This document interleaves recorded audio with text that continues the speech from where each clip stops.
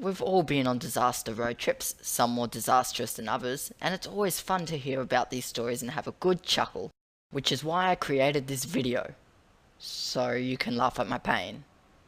Good quality comedic content. Anyway, here are my highlight road trip disasters that I think you will enjoy. So once, my family and some friends and their families decided it would be a dandy idea to go on a small road trip and camp overnight at some campsite. After we arrived at the location, we started to set up tents in a gazebo.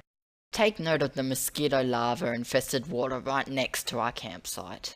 When night fell, billions of mosquitoes rose from the lake and started swarming and attacking us. What do you call a group of mosquitoes?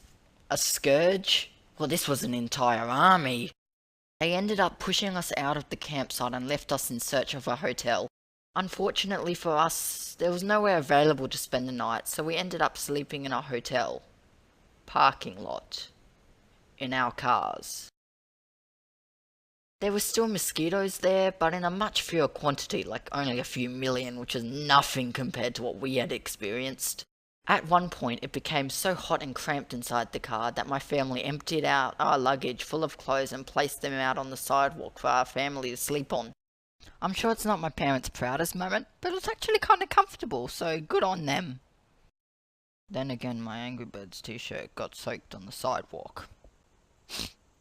Thanks, Mum! In the morning, we returned to the campsite to pack up since we left in such a hurry and discovered that my family had bought a mosquito net and completely forgotten about it somehow. It was a horrible experience and I didn't sleep for 36 hours straight, but at least it's a good conversation starter if there's ever an awkward silence between us group of friends. Hey, do you guys remember that road trip we all went on together? Another time we rented one of those cars with the tent up on the roof, which, by the way, we never used for the entirety of that road trip because it was too hot up in the tent. Anyway, whilst we were driving, the tent popped back up because we didn't pack it away properly, and the mattress, sheets, and clothing that were in the tent started flying out, and we started screaming, "Mum! Mum! Everything is falling out! Ah!" On another road trip, my mum for some reason put my DS in a cup of water because she is a master when it comes to technology. I don't know why I mentioned that story, it's short and unnecessary, but I just wanted to say RIP to my DS. Another time my family went to a camping spot which was a fair distance away, but it was freezing during the night. In the morning, we ended up going back home to pick up our warm jackets, and then we set off again to the camping spot. So it took us thrice as long to actually continue from the camping spot and proceed with the rest of the road trip. Okay, last story. There was this camping spot that we really loved going to because there was a pool with a water slide there.